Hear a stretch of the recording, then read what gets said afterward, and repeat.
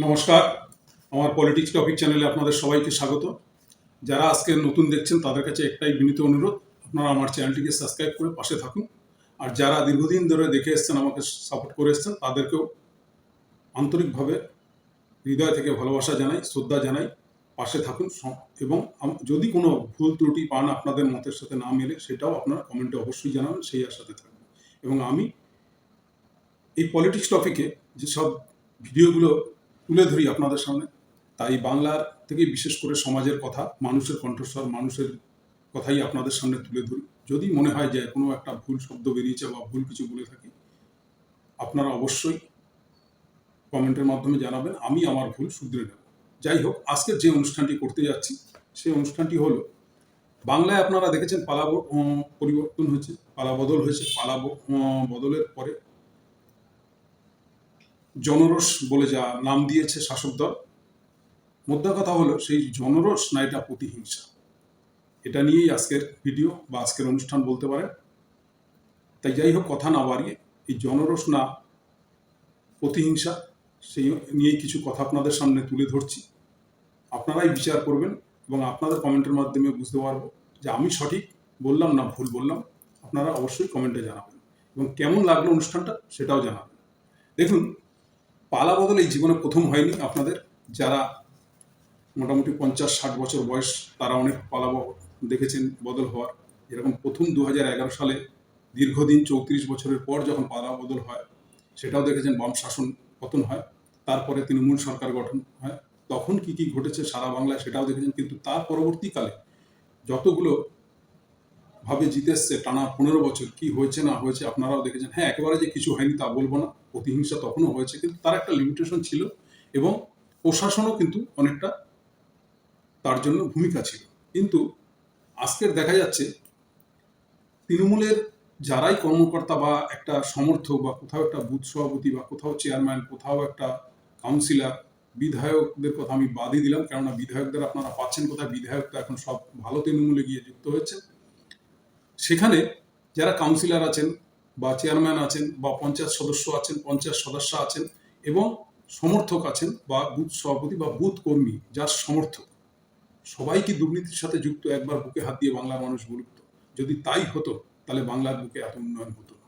15 বছরে উন্নয়ন হয়নি কিন্তু এটা বলা যাবে না। এতগুলো প্রকল্প চলতো এবং আজ থেকে যারা হয়তো, যাদের বয়স এখন 20, 22, 23, 24, তারা হয়তো মনে ধরে রাখতে পারেনি বা তারা মনে করতে পারে না, কিন্তু যারা একটু বয়স্ক আছেন এই বাংলার মানুষ, তারা কিন্তু জানেন যে বাংলার অলি গলিতে, গ্রামগঞ্জে যেখানে ব্রিজ ছিল, কাঠের পোল ছিল বা মাটির রাস্তা ছিল, লাইট ছিল না, বিদ্যুৎ ছিল না, তারা জানে যে বাংলার বুকে এই 15 বছরে কি উন্নয়ন হয়েছে। গ্রাম বাংলায় সেই একেবারে সুন্দরবন থেকে শুরু করে পাহাড় পর্যন্ত রাস্তাঘাট, আলো, বিদ্যুৎ এবং সড়ক যোজনা বলুন এবং এতগুলো প্রকল্প বলুন এবং দুয়ারে সরকার বলুন, দুয়ারে রেশন বলুন, স্বাস্থ্যসাথী বলুন, কন্যাশ্রী বলুন, যাই হোক এগুলো কিন্তু হয়েছে। এবং আরেকটা জিনিস তার সাথে ছিল, যারাই এই দলের প্রতিনিধি ছিল তারা প্রতিনিয়ত মানুষের দরবারে যেতেন, মানুষের সাথে যোগাযোগ রাখতেন। এটা কিন্তু আমি আমার মতন চোখে দেখেছি।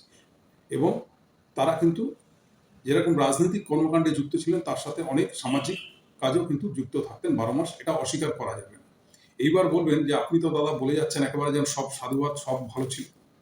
দেখুন, যদি ভালো নাই থাকতো তাহলে এত মানুষের কিন্তু ভোট পেত না। এবারে যেভাবে ভোট হয়েছে, যেভাবে অরিজিনাল ভোটারদের বহু নাম বাদ গেছেন, তারপরেও এসআইআর এর মারফতে বাদ দিয়ে এবং 2.5 লক্ষ সেনা দিয়ে ভোট হওয়ার পরেও যে হারে তৃণমূল কংগ্রেস ভোট পেয়েছে এবং কিভাবে ভোট হয়েছে, কিভাবে গণনা হয়েছে, সবটাই আপনারা অনেকেই অবগত। যাই হোক, সেই তর্কের মধ্যে আমি যেতে চাই না, কেননা আমার কাছে তো আর সেই ডকুমেন্টস নেই, আমি সেই বিতর্কের মধ্যে জড়াবো না। সেটা আপনারা ভালো বুঝছেন, বাংলার মানুষ বলছে। তার সাথে একটা কথা বলতে চাই যে এত ভোট পেয়েছে, যদি জনসমর্থন না থাকতো তাহলে পেত না, এই একটা কথা। তাহলে তৃণমূলের সর্বস্তরের কর্মী থেকে শুরু করে উপরের নেতারা সবাই যে দুর্নীতির সাথে যুক্ত ছিল তাও না। আবার দুর্নীতির কথা যদি বলে থাকি, সারা ভারতবর্ষের রাজনীতি দেখলে মনে হয় না যে এখন যে দল শাসকে আছে তাদের দুর্নীতি কিছু বাকি রয়েছে। আপনারা দেখেছেন আসানসোলের বিধায়ক 2 মাস সরকার চলতে না চলতে তিনি স্টেজের উপরে একটি অনুষ্ঠানে বলছেন যে আজকে 15 বছরে তৃণমূল সরকার যা দুর্নীতি করেননি, যা তোলাবাজি করেনি, তা 2 মাসে করে ফেলেছে আমার দল। এটা আমার বক্তব্য না, আসানসোলের বিধায়ক জিতেন তিওয়ারির মুখের বক্তব্য। তো আপনারা বুঝতে পারছেন সারা বাংলা জুড়ে তোলা চলছে। যারা এই তোলাটা কাদের থেকে তুলছে, যারা তৃণমূল কংগ্রেস করতেন বা তৃণমূলের কোনো দায়িত্বে ছিলেন বা একটা বুথ সভাপতি ছিলেন, তাদেরকে কেউ কেউ তুলে নিয়ে যাচ্ছে, প্রাক্তন পঞ্চায়েত সদস্যকে তুলে নিয়ে গিয়ে, এরকমও দেখেছেন আপনারা, সংবাদ মাধ্যমে দেখেছেন বিশেষ করে, এবং সোশ্যাল মিডিয়ার মাধ্যমে দেখেছেন 1.5 কোটি টাকা পঞ্চায়েছে, কারো কাছে 50 লক্ষ, কারো কাছে 10 লক্ষ। আবার এর থেকে আরো অনেক ঘটনাই ঘটেছে, সেই ঘটনায় আমি পরে আসছি। তাহলে এই যে চলছে, দুর্নীতি তো রন্ধে রন্ধে ছড়িয়ে গেছে আজকে ভারতবর্ষে। কয়লা কেলেঙ্কারি থেকে আগে বলতো ভাইপো কয়লা কেলেঙ্কারিতে যুক্ত, এখন দেখছি কয়লা মন্ত্রী বিরাট 16,000 কোটি টাকার কয়লা কোথায় গেছে হিসেব দিতে পারছে না। নিট পরীক্ষায় এত কেলেঙ্কারি, এরকম কেলেঙ্কারি বহুত রয়েছে। আমি সেই কেলেঙ্কারি কে কতটা ভালো মন্দ সেটা বলতে চাই। তো সর্বদলেই আছে, রাজনৈতিক নেতাদের মধ্যে সবাই সাধু এটা আমি বলবো না। দুর্নীতি বাংলায় হয়েছে, এটা অস্বীকার করার নেই। সেরকম দুর্নীতি করার পরেও তখন 4,500 টাকায় বালির সেফটি বিক্রি হয়েছে, অথচ এখন এই সরকার আসার পর সেই বালি, যে বালিচোর ঘটনা নিয়ে এত কথা হতো, সেই বালি এখন 8,500 টাকা। যদি বালি চুরি না হয় তাহলে এখন কম দামে পাওয়া উচিত, জনসাধারণ আরো কমে পাবে এবং সুন্দর পরিষেবা থাকবে, সেখানে ডবল দাম হয়ে গেছে। বিবেচনাটা আপনাদের কাছে, আপনারাই মতামত জানাবেন যে সত্য কি মিথ্যা বলছি। এ তো গেল এক ধরনের কথা। কিন্তু কিছু নব্য বিজেপি যারা বেলা 12টার পরে 4 তারিখে বিজেপি সেজেছেন, সেই ধরনের কিছু কর্মী এবং পুরাতন কিছু কর্মীরা একটা জোট হয়ে প্রত্যেকটা এলাকায় একটা শ্রেণীর কর্মীরা একসাথে হয়ে কোনো প্রতিদিন তাদের এখন কাজ, কোনোদিন কোনো চেয়ারম্যানের বাড়িতে গিয়ে ভাঙচুর করছে, দুর্নীতি আর চোর চোর বলে চিৎকার করছে, দিন থেরাপি করছে, দরজা জানলা ভাঙছে, ধরে মারধর করছে, হেনস্থা করছে, না হলে তুলে নিয়ে গিয়ে পৌঁছাইছে।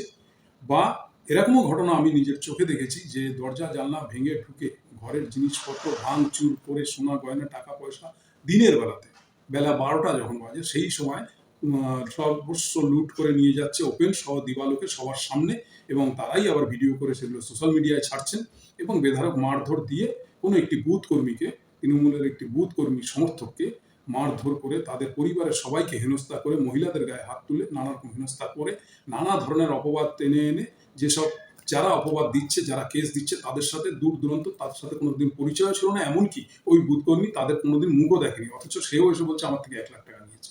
এইরকম ভাবে নানা রকম অপবাদ দিয়ে একটি কেস, 10-12টা কেস সাজিয়ে থানায় তুলে দিচ্ছে। এবং সেই মুহূর্তে যখন সেই ব্যক্তি, যেই বুথকর্মী ফোন করছেন, যে থানায় ফোন করছেন, স্যার আমার বাড়িতে এরকম বিজেপির দুষ্কৃতীরা অ্যাটাক করছেন এবং আমাকে হয়তো জানে মেরে দিতে পারে, আপনারা তাড়াতাড়ি আসুন। যেখানে পুলিশ প্রশাসন 5 মিনিটে চলে আসে, সেখানে সে 1 ঘন্টা পরে আসে এবং এই 1 ঘন্টা ধরে লুটপাট হয়ে সবকিছু ততক্ষণে তছনছ হয়ে যায়, সব শেষ। শেষ করার পরে পুলিশ আসে, এমনকি পুলিশের সামনে এসে অবাক চোখে পুলিশ দাঁড়িয়ে থাকে এবং পুলিশের সামনেও কিল ঘুষি চলতে থাকে। তারপরে নিয়ে যায়, এবার সে বেল পাবে কি জেলে যাবে সেটা প্রশাসনের ব্যাপার। এবার আমার বক্তব্য হচ্ছে, রাজ্যের যিনি বর্তমান মুখ্যমন্ত্রী, তিনিও 10 বছর এই তৃণমূল সরকারের মন্ত্রিত্ব থেকে শুরু করে সর্বরকম পদ উনি ভোগ করে গেছেন এবং তিনি বলছেন তৃণমূল হচ্ছেন দুর্নীতিবাজ এবং দুষ্কৃতীর এবং গুন্ডাদের সরকার ছিল। তাই যদি হয়, 10টা বছর যিনি সরকার ভোগ করে গেছেন, আমার মাননীয় মুখ্যমন্ত্রীর কাছে একটাই বক্তব্য, তখন কি এই তৃণমূলটা পুরো ধোয়া তুলসী পাতা ছিল? এই 2-4 বছরের মধ্যে কি গুন্ডা হয়ে গেছে? প্রশ্ন এটা আপনাদের কাছে, বাংলার মানুষের কাছেও প্রশ্ন। মুখ্যমন্ত্রীর মুখের ভাষাটা এবং তার বক্তব্যটাই আমি আপনাদের সামনে তুলে ধরলাম, গেল সেদিকটা। এবং এই বিজেপি বলেছিলেন ক্ষমতায় আসার আগে যে সুশাসন প্রতিষ্ঠিত করবে, বাংলায় নাকি মমতা পুলিশের কোনো সুশাসন নেই, বাংলা নাকি একদম জ্বলছে। কিন্তু আমরা তখন দেখতাম যে সুশাসন ছিল, মানুষের কথা বলার অধিকার ছিল। কোনো একটা চায়ের দোকানে, যে কোনো চায়ের দোকানে বাংলার বুকে দেখা যেত যে তৃণমূল, বিজেপি, সিপিএম উভয় কর্মীরা মিলে একসাথে বসে গলাবাজি করে, চিৎকার করে, একে অপরের দোষ গুণ বিচার করে আড্ডা জমাতো। এবং তৃণমূল কর্মী এবং বিজেপি কর্মী যে একসাথে চলতেন এটাও দেখেছি, এবং একসাথে বসে চা খেতেন তাও দেখেছি। এবং যার যে শাসক দলের বিরুদ্ধে যদি কিছু বলার থাকতো, চিৎকার করে বলতো, তাদের বিরোধিতা করতে। এবং বিরোধী দল যে কোনো ধরনের প্রোগ্রাম, তাদের অনুষ্ঠান, তাদের বিরোধিতা এবং তাদের মিটিং মিছিল অনায়াসে করে গেছে।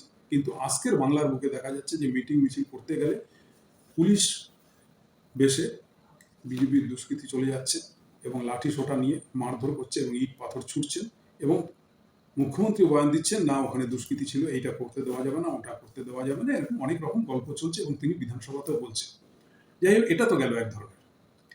তারপরে দ্বিতীয়ত কথা হলো যে আমার প্রশ্নটা হচ্ছে আপনাদের কাছে একটাই, যদি সুশাসন যেটা বলেছিলেন এই সরকার যে সুশাসন প্রতিষ্ঠিত করবে, তা সুশাসন যদি প্রতিষ্ঠিত করা হয় এবং তৃণমূল সরকার যদি চোর থাকেন, সেই চোর বলে আজকে জনরোষের নাম করে যেসব এই যে বিজেপি কর্মীরা একসাথে হয়ে লুটপাট মারধর কেস খামারি দিচ্ছেন এবং এই ডিম থেরাপি বলুন, ইট পাথর বলুন, ঘর বাড়ি ভাঙা বলুন, কোনো বাড়িতে আগুন লাগিয়ে বলুন, বহু মানুষ আত্মহত্যাও করেছে লজ্জা নিবারণ করার জন্য, আমরা দেখেছি এরকম এবং স্বচক্ষে দেখা এইসব ঘটনাগুলো। কিন্তু তাহলে প্রশাসনের কাজটা কি? প্রশাসনের কাজ কাউকে মারতে দেব, মেরে ধরে আত্মহত্যা করে রাখবে, তারপরে আমরা আসবো, তারপর থানায় তুলে নিয়ে যাবো, তারপর সেই কেসগুলো নেব, এবং বিরোধীরা যখন কোনো কেস করছে তার পাল্টা কেস, তা নিয়ে কোনো সারা শব্দ নেই। তাহলে সুশাসনটা কিভাবে হলো? এবং শুধু একজনের সাথে না, একটা তৃণমূল সমর্থক থেকে শুরু করে, তৃণমূলের কোনো মহিলা কর্মী থেকে শুরু করে, পঞ্চায়েত সদস্য থেকে শুরু করে কাউন্সিলরদের পর্যন্ত এরকম তোলপাড় চলছে বাংলার বুকে পরিবর্তনের পর থেকে লাগাতার চলছে। তাহলে সুশাসন কি করে হলো? যদি ওই ব্যক্তি, যদি তৃণমূলের কোনো ব্যক্তি কোনো জায়গা থেকে টাকা তুলে থাকে, তোলা তোলে, তার যদি প্রমাণ থাকে, বা যদি কিছু কাউকে কোনোদিন কারোর সাথে অপব্যবহার করে থাকে, যাই থাক, তার প্রমাণপত্র দিয়ে তার নামে কেস করা যায়, প্রশাসন সেটা দেখবে, প্রশাসনিকভাবে দেখবে। কিন্তু তা না করে যখন একদল মানুষ নিজেদের স্বার্থ সিদ্ধিতে এবং কেউ কেউ নিজেকে বিজেপির কর্মী বলে জাহির করার জন্য এইভাবে অন্যায় অত্যাচার বাংলার উপরে আজকে দীর্ঘদিন ধরে 3 মাস হতে যাচ্ছে, করেই যাচ্ছে, আর শাসক দলের নেতারা বলছেন ওটা জনরোষ, ওটা নব্য বিজেপি, ওটা আমাদের কর্মী না। আপনাদের কর্মী নাই হতে পারে, আমি ধরে নিলাম আপনাদের বিজেপির কর্মী না, বা আপনাদের পুরনো বিজেপিও না, আপনাদের কর্মীও না, জনরোষ। আচ্ছা, জনরোষও যদি হয়, জনরোষে যে প্রতিদিন এরকম ঘটনা ঘটতে থাকবে আর প্রশাসন নির্বাক চোখে দেখবে, সেটাও তো হতে পারে না। তাহলে প্রশাসন কি? এবং যে এলাকায় ঘটছে এই ঘটনা, দেখা যায় একটাই টিম, মানে একই টিম চারিদিকে ঘুরে এই ঘটনাগুলো ঘটাচ্ছে। তার মানে কি একই টিমের সাথে একটা পুরো পৌরসভার সব এলাকায় তাদের সাথেই কি দুর্ব্যবহার করেছে? এটা তো হতে পারে না। এবং এটা পরিকল্পিত, বোঝাই যাচ্ছে তারা আজকের এর বাড়িতে, কালকে ওর বাড়িতে একই টিম করে বেড়াচ্ছে। তাহলে যারা ভারপ্রাপ্ত নেতা আছেন, যারা সম্মানীয় ব্যক্তি আছেন, বিজেপির সম্মানীয় নেতা রয়েছেন এবং মুখ্যমন্ত্রী রয়েছেন যাদের সাথে, এবং পুলিশ মন্ত্রী রয়েছেন, তাদের কাজটা কি? শুধু গুন্ডা দমন আইন তাহলে নিয়ে আসা কি বিরোধী কর্মী, বিরোধী নেতাদের জন্য? আপনারা কি বলেন? আপনারা বলবেন, এবং আপনাদের এলাকায় এরকম ঘটনা ঘটছে কিনা সেটাও আপনারা বলবেন। আমার নিজের চোখে দেখা যে লোকটা নিঃস্বার্থভাবে সারা জীবন যাদের অসুবিধা সুবিধা এলাকার মানুষের পাশে দাঁড়িয়েছেন, দান ধ্যান করেছেন, মানুষের সুখ দুঃখের ভাগিদারি হয়েছেন এবং কোনো রকম দুর্নীতিতে যুক্ত না, সেরকম ব্যক্তির সাথেও এরকম আচরণ হয়েছে, তাহলে বাংলার মানুষ কোথায় যাবে? কাকে বিশ্বাস করবে? পরিবর্তন তো স্বাভাবিক পরিবর্তন হতেই পারে, কিন্তু আগামী দিনে যে আপনাদের পরিবর্তন ঘটবে না এরকম তো কোনো ব্যাপার না। যখন আপনাদের পরিবর্তন ঘটবে তখন তো আপনাদের সাথেও এই একই জিনিস হবে, কারণ এটা তো কালচারে দাঁড়িয়ে যাবে। তাই বাংলার মানুষের কাছে এবং প্রশাসনের কাছে এবং মাননীয় মুখ্যমন্ত্রীর কাছে জোর হাতে আবেদন। আমার এই যে বক্তব্যগুলো রাখলাম, খুব ভারাক্রান্ত মনে, চোখে সবটাই দেখে এবং নিজের শুধু কানে শোনা না, এবং আমার দৃষ্টির থেকে অনেক জায়গায় এরকম ঘটনা নিজের চোখে দেখে তাই আপনাদের সামনে তুলে ধরলাম এবং বাংলার মানুষের কাছেও তুলে ধরলাম। আপনাদের কেমন লাগলো এবং খারাপ ভালো দোষ গুণ বিচার করে আপনারাই কমেন্টের মাধ্যমে জানাবেন। যদি আমি কিছু ভুল বলে থাকি তার জন্য ক্ষমা প্রার্থী আপনাদের কাছে। জয় হিন্দ, বন্দে মাতরম। অনুষ্ঠানটি